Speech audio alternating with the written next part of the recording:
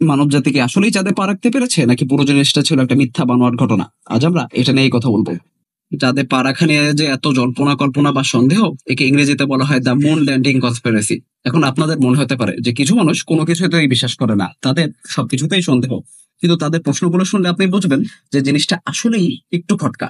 Conspiracy থিওরিস্টদের প্রথম প্রশ্ন: NASA আমাদের চাঁদ থেকে তোলা যে ছবিটি দেখায় সেখানে আকাশে কোনো তারা দেখা যাচ্ছিল না, কিন্তু চাঁদে তো কোনো বায়ুমণ্ডল নেই, তাহলে আকাশের তারাগুলো স্পষ্টভাবে দেখা যাচ্ছে না কেন?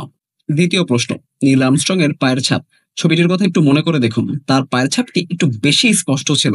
এত নিখুঁতভাবে কারো পায়ের ছাপ পড়ার কথা না, মনে হচ্ছে যেন জিনিসটা খুবই বানোয়ার। তারপর তৃতীয় প্রশ্ন, আর এই প্রশ্নটা আমরা সবাই একবার না একবার হলেও হয়তো শুনেছি। নাসা যে পতাকার ছবিটা দেয়, এতে দেখে মনে হচ্ছিল যে পতাকাটা যেন বাতাসে দুলছে, কিন্তু চাঁদে তো কোনো বাতাস নেই, তাহলে পতাকা দুলবে কিভাবে? এতক্ষণে হয়তো আপনাদের অনেকেরই একটু খটকা লাগছে যে পুরো জিনিসটা কি আসলেই মিথ্যা ছিল। এই প্রশ্নগুলোর জবাব নাসা অনেকবারই দেয়। তারা বলে যে চাঁদের তারা না দেখতে পাবার কারণ হচ্ছে ক্যামেরার কম এক্সপোজার টাইম, এর জন্য কাছের মাটি দেখা গেলেও দূরের তারাগুলো আর ক্যামেরা ধরতে পারেনি।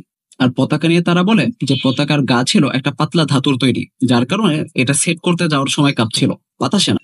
নাসার এত জবাবের পরেও গুজব আসলে থেমে থাকেনি। এখন আপনাদের মনে প্রশ্ন জাগতেই পারে, এই গুজবের শুরুটা কোথায়? ১৯৭৮ সাল একটা বই বের হয়, এর নাম ছিল we never went to the moon. ওখান থেকেই আসলে সবকিছু শুরু হয়।